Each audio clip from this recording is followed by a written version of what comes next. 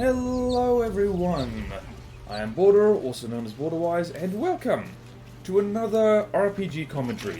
And we're doing Baldur's Gate 3, because at this point I think it's a legal requirement that I cover this before anything else, because this game is popular, and it is actually good, is the thing. I have a draft script in front of me, and I was going to actually rag on this a little bit. I was going to basically criticize the game on a whole bunch of different things.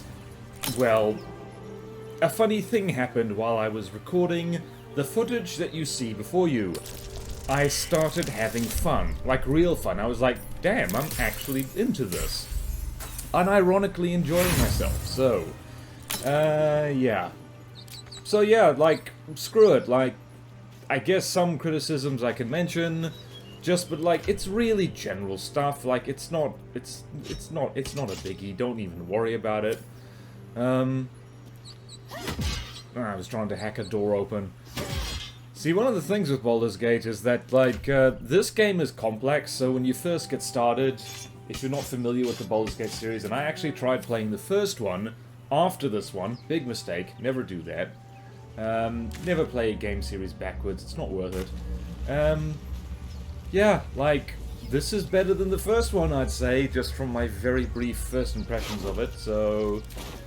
Yeah, what was I saying? Alright, so this game's so complex that it's got, like, a powerful narrative, that multiple choice that made me scared to, like, pick the wrong option, so to speak. So that's why I started playing, it stopped, but now I'm back again, I guess. Wow, it's a good thing this wasn't a serious script, because my goodness, we've already gone way off script. So, disclaimer, I've not played Dungeons & Dragons. I have been in the next room over from a D&D group, and the amount of fun they obviously had gave me warm fuzzies, so I'm aware of it at least.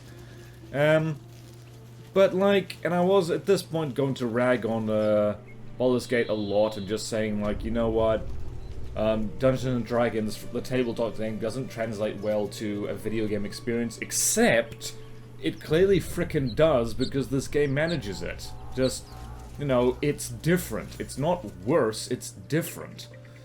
And there's going to be some dialogue here which I'm going to shut up for, because the voice acting in this game is top-notch. You both twice as tall as me, but have half the bloody backbone! But we don't know what that thing even is. And what about the crypt? I'm telling you, it's a ship. And the crypt can wait. Mari and Barton have been trying to break in for days. Now we... Stop! Got ourselves competition already. That's our ship. Barbarian, intimidation, grrr! Grr, grr, grr. Alright, so Barbarian is best class, it's official. And, the character here is called Bago, because that stands for Baldur's Gate Opinion Elf. So I'm good at naming RPG characters. But yeah. Well, in that case... Come on, you lot. No point in getting killed. Second worm gets the cheese and all. Second mouse gets the cheese, no? Nobody's getting any damn cheese! Now move it! Right, so... one of the things that I think I made a mistook in doing in my first attempted playthrough of this game is playing as a dwarf, and here's the thing, the short races look weird. They just look, you know, their proportions look so strange. It looks funny to me.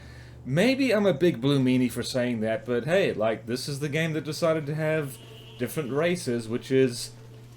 I won't go into that, but, like, here we are in the 21st century, like, starting to head out of the... Like, we're not heading out of the 2020s, what am I talking about? Basically, it's the 21st century, and here we are with video games which still, like, do races, which is a very antiquated concept, and we'll just leave it at that.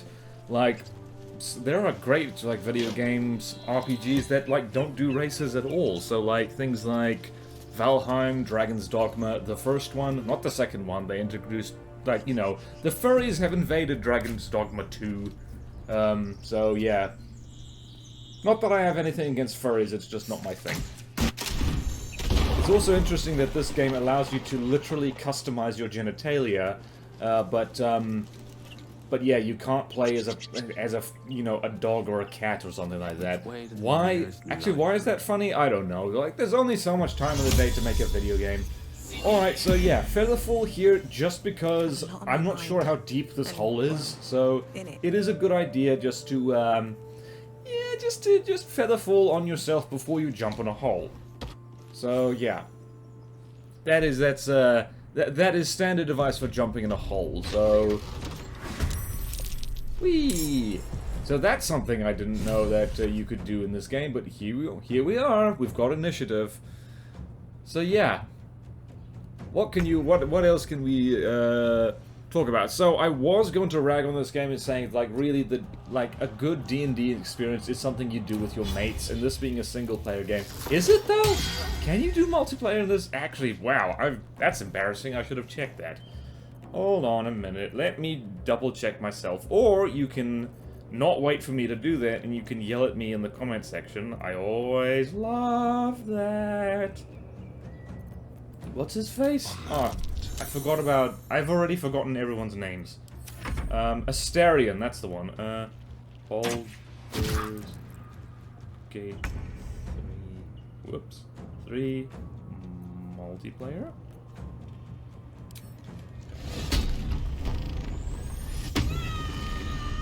Oh, interesting. Oh, it does. Yay! Like, okay, cool. So you actually can get the genuine D&D experience with this. Wow, it's so good that I thought to check that before I opened my big fat mouth, because that would be awkward. Also, there's something about a barbarian elf that just is, like, really fun. She's a wood elf as well. I wasn't originally planning for her to, like, be a dual-wielding maniac, but you know what? It suits her very nicely. Yeah. And of course now, of course this game has replay value, and it has, the whole damn point is, like, once you've played through it once, you know it, and that means you can try different things, so... This is one of those games which, it gets better the more you play it. So yeah, I think all my criticisms that I have written down here are, like, not as valid as I first thought. Why am I so determined to not like this? It's good, damn it. I did have to customize the difficulty a little bit because I really, really hate it when enemies get critical hits on me. That just feels so unfair. I'm allowed to get critical hits on there because I'm the protagonist, damn it. That is protagonist privilege. I'm allowed. So yeah. So yeah, that's things like, yeah, this game. I was about to call this From the Depths. That's absolutely not what this game is. Don't worry about what that is. I just have an entire other YouTube channel dedicated to that game and that game alone, pretty much. Yeah, it's like this game, Baldur's Gate 3, has ideas which are just implemented well, so that's good. I'm going to try and shove a barbarian. That never ends well. Okay, ensnared. That's annoying. So you can't do anything. Damn it, Astarion. Why are you useless? Also, who are they trying to fool with the, like, trying to keep the vampire thing a secret? Like, you find out in the game, but also it's bleeding obvious, like, from the get-go. Maybe I'm saying that, or maybe I'm just because, like, it's, like, in the promotional material, it's like, this guy's a vampire! Like, you know, mind your neck. I think that might be me just looking for criticism again. Let's set a barbarian on fire, because that's what games are good for. Alright, so you're ensnared. Like, it's taken me a long time to realize that being ensnared means you can't do anything. Although, apparently it means you can do things. And end turn. Ow. Doo-doo-doo. Yay. Also, one of the things that I was preparing to hate about the... Damn! One of the things I was preparing to hate about this game is, like, the RNG factor of it. And I still am not okay with that, and annoyingly, looking at me desktop and looking at all the frickin' games I have, all of them have RNG to a greater or lesser degree. And I'm not a fan of that, like, at all. Except I am, clearly, because I keep playing games with frickin' RNG in them, so... What do I know? I guess I'm just silly. Also, I didn't realize that Shadowheart has so little health. That's embarrassing. Stop firebolting the barbarian. That's so rude. What are you doing? Like, alright, so now I'm just lost watching the gameplay. Oh, excuse the crunchy graphics, by the way. I can't run this game at full settings. Because my graphics card is a little bit old. I never remember what my hardware is off the top of my head. But... oh, damn. Why you miss? But yeah, it's good, but it's getting old, and this is the kind of game you need, like, a real good graphics card for. That is a awesome hop, I just realized. Yay! Frickin' bloodsucker elf can finally do something useful. And loot, why not? It's so great that looting is a free action. Do-do-do-do-do-do. Do-do-do-do-do-do. Do-do-do-do-do-do. Alright, I'm gonna look at my notes again to see if there's anything in... past me? What are you talking about? Do-do-do-do-do-do-do-do-do. Well, that's where my commentary's at now? You thought you were gonna make a statement. I don't think so. Why are you putting your arm up in the air, you weirdo? Oh, jeez. That looked painful. Anyway. No choice but to keep going. It is also cool how your character portrait is kind of automatically generated. This game does a lot of things. Whoa, she just walked up and murdered her. Jeez. The witching hour. Whee! Do-do-do. Do-do-do-do-do. Do-do-do. I'm very fond of the grease spell, by the way. I might use it a little bit too much, simply because it's so nice to set things on fire. Except Magic Missile is the best spell in the game, and you can fight me on that. You'll probably win, actually, because I haven't played this game that much. Because, you know, game is game. Alright, so moving past all the looting, which is not tremendously exciting, let's go murder the door guard. Yay! I can't help but think that we could have talked our way out of this, but I guess not. Over here! We got company! How dare you? Anyway, so yeah, Baldur's Gate. I'm not, like... this video has just turned into the, like... this game did win me over. Like... you know, just playing it to record it, I was going to, like... take the devil's advocate position and say, like, actually, yeah, it's problematic in some ways in both gameplay and just premise, but screw it. Screw it. I don't have the heart to rain on everyone's parade. I just don't. It does suck that, like, you know, alright, here's a criticism. I would quite like to play as a goblin. I know I was talking smack about, like, the vertically challenged races in the games and stuff like that, but that seems a little weird. It's that awkward thing, and this is a legit criticism, is like you're trying to have it both ways in Baldur's Gate 3. Like, minor spoiler alert, the bad guys are mind controlled, but the bad guys also conveniently are mostly things like goblins, bugbears, ogres, dark elves, and stuff like that. The traditionally evil races of D&D. So I'm like, you're trying to have it both ways, I guess? Like, alright, so... I don't know what I'm trying to say here. The idea of an entirely evil race, you run into problems the more you think about it. And it's not just about being nice, it's just logical. It's like, evil is a hard thing to define. And if you try and, like... it can basically be summed up as, like, antisocial behavior, but the thing is, in order for something to be, like, you know, a successful social species, like, on par with humanity, so to speak, it needs to engage in pro-social behavior, or at the very least, something like, I don't know, eusocial behavior, like an insect or something like that, but eusociality comes at the cost of individuality, which means, like, evil kind of gets thrown out the window a little bit, doesn't it? Also, yes, my barbarian is disarming traps and picking lockpicks. She's an elf who can do that. Yes, I have an elf who is a rogue, and who is even better at this. Why am I doing it like this? I don't know. I'm not smart, I guess. Critical failure. And then the thing just vomits grease out on the floor, I guess, so... It's no worries, we just carry on. What was I saying? Oh yeah.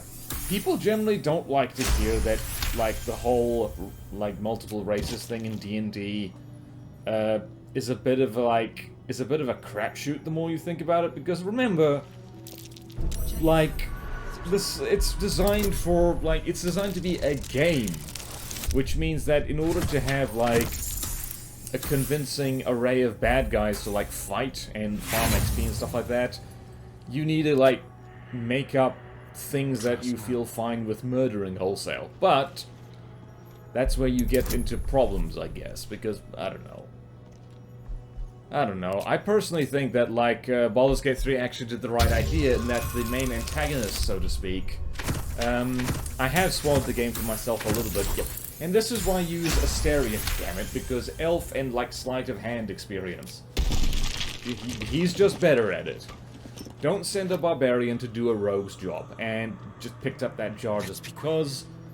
So yeah. I don't think I'm saying anything that hasn't been said before, by the way. It's just, you know, it's what occurs to me when playing this game. I think people have been arguing about, like, multiple fantasy races thing ever since Tolkien. Interestingly, that doesn't come up in science fiction that often, like, because there it's not races, it's species. And there it's not like you don't have an entirely evil species, because, like, the evil is relative. If they appear evil to humanity, it's because they're alien, not because they're taking the, you know, they're not making the choice to be evil for evil's sake, so to speak. Like, I'm trying to remember, I haven't actually read that many science fiction novels, really. I should read more books in general, but speaking as someone who's not a heavy sci-fi fan, like, one of the best ways to do fantasy, modern fantasy, is to actually look for inspiration from science fiction rather than previous works of fantasy, because science fiction is, weirdly enough, simultaneous. It depends on how soft or hard the science fiction is, I guess, but it's kind of simultaneously more grounded, and just, wow, this voice recorder thing is tripping out. Why is that flickering so much? Jeez. What was I saying? Oh yeah, so it's just ground or stuff like that. Why is my phone buzzing? Shut up. Shut up. Shut up. I'm professional. Shut up, shut up, shut up. Okay, I'm tripping balls right now. Let's not look at that. Okay, professional setup. What was I talking about? Sci-fi, right. Okay, so one of the things I really like about this game is the whole Githyanki thing, because as far as I'm aware, and correct me if I'm wrong, the whole Mind Flayer thing and the Gith, that is D&D homebrewed. That doesn't come from anywhere else. They actually were getting creative with that whole story, so to speak. And that is a damn good spear. Anyway, moving right along. Ooh, wait, no, I'll shut up for a second. Hold that thought, Sci-fi. Book is far lighter than it should be with such a massive lock. The narrator is so well... Alright, this is why barbarians are fantastic, because they just, you know, they break stuff. You gotta love that. Also, the fact that we're a pretty elf is, like, just makes it even better. Yay! So fun. Inspect lock. Lock weak. Me strong. I wish I could do that. As the lock opens, a loose page comes with it. Magic pulses from the parchment. What was once script is now an obliterated scrawl. You have a sense these are names, a list. But of what? It's also nice to see Mage Dude just staring off into the distance. Alright, so I was going to pick up this corpse and throw it, like, into the water or something. But nope, that woke them up, so that's handy to know. What was I saying? Ah, crap. I lost my train of thought completely. The narrator's excellent voice threw me off. Oh yeah, the gift. So that's great because it's almost sci-fi rather than fantasy. So yeah, I like it. And also, it is groovy how the Gith, especially from what I've seen from them in this game, they're evil. They're just straight up evil. The Gith Yankee are evil, and the Gith whatever the other one is. The Gith Yankee, the Gith Pulley, I'm just gonna call them. Yank, pull, get it? Yeah, so they're evil, but it's like... It's not because they're born evil or anything like that, it's just that... You know, when culturally you have been oppressed, like, really terribly by the Mind Flayers, and then, like, basically you have a worldview which is like, alright, it's us or them, and that just applies to literally everybody, so... Yeah, so it's like, I get the impression that it's far more a cultural thing, it's just super militaristic, and also they're under the rule of a undead dictator, so to speak, so there's a lot of that. I do like that spear. Anyway, I guess the case could be made for, like, all, like, evil races in, like, in whatchamacallit, in Dungeons & Dragons. I can't believe I forgot what Dungeons & Dragons was while I'm commenting on Baldur's Gate. Whee! Also, I need to jump more. Jumping is good. Jumping is so good. Yay! I stabbed a skeleton! That's fun! Also, fun fact, I don't think I wasn't paying attention, clearly. One of the things you can do is that you can... is that, like, just before this fight started, I ran around and, like, stole all the... I stole all the daggers off the scribes, so... that made this fight a lot easier. You know what I learned from that? I learned that from... When the hell did I... When did I do that? I did that... What was that game? I did that in another game, and I don't remember... I think maybe Skyrim is just you just run around and you steal all the weapons off the corpses before they animate. Or something like that. That wasn't Skyrim. Skyrim didn't work like that. What the hell was it? Yay, crossbows. Shadowheart is, like, I think one of my favorite party members simply because she's so versatile. Clerics are great. I would quite like to make an entire cleric party at some point. I'm not sure how I would manage that, but you know what? It's all good. Yay! Winner, winner, chicken dinner. Doot, doot, doot, doot, doot. Yay! Look how much excuse me, look how much hit points we have. Yay! And so here's where the RNG is a little bit funky. Religion failed. Interesting. Can't say I recognize it. Yay! And once again, Dungeons & Dragons started the whole thing with you can pick up literally everything. The inscription take it with is you. in a language unknown to you. And like, visually, none of our dudes here have a backpack. What the hell was that game called? There's a open world, like, Dark Soulsy type of game.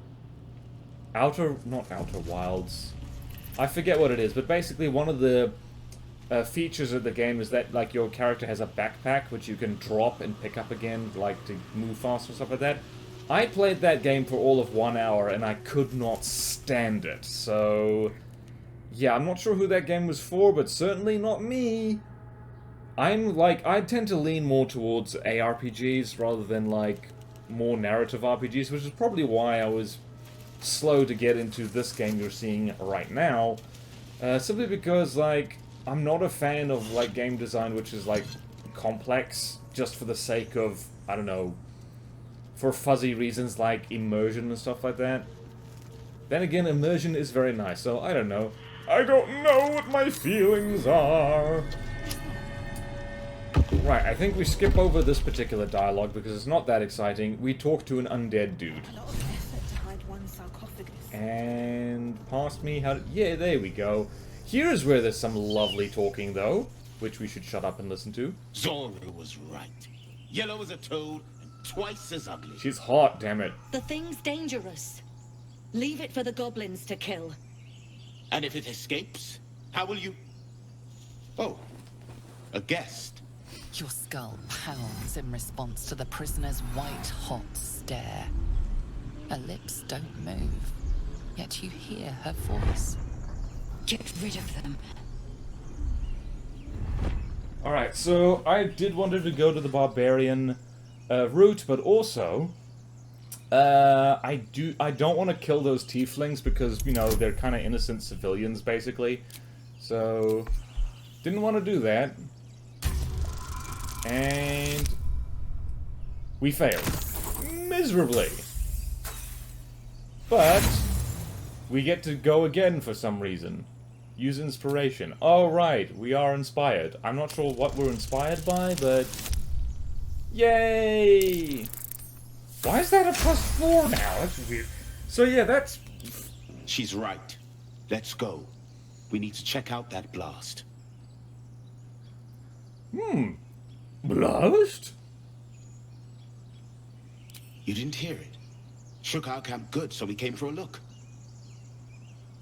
Okay. So I didn't even bother doing that. Like, poor role-playing, I know. Talking. Get me down. Now that they're out of earshot, sure. And so it took me an embarrassingly long time to figure out how to do that. The tadpole hasn't yet scrambled all your senses. Auspicious. But the longer we wait, the more it consumes. She's so dramatic. My people possess the cure for this infection. I must find a creche. You will join me. Careful. She obviously sees your kindness as weakness. Don't let her take advantage. What exactly is a crash? Also... It is many things. A hatchery, a training grounds, a shelter. Githyanki protocol is clear. When infected with a gay tadpole, we must report to Augustil for purification. Okay, let's You go. are full up. Dismiss your weakest warrior. Haha, cell phone because that's you. Very well. But heed my words. The Horned Ones mentioned a camp. One there, this Zoru, has seen Githyanki. A creche must be near. I must interrogate this Zoru. Our very lives depend on it. I will be at your camp. Do not keep me waiting. You got it, Space Goblin. Right, so that's when I feel mean about Githyanki, I call them Space Goblins, because that's kind of what they are. Except, not really, I don't freaking know. So yeah, that does it for this man, like, I actually had kind of a script this time, and I just immediately went off it. So yeah, that's an RPG commentary for Baldur's Gate 3. So thank you so much for watching that, indulging my rambling nonsense, and yeah, like and comment please, subscribe if you want to, and I will see you in whatever game comes next.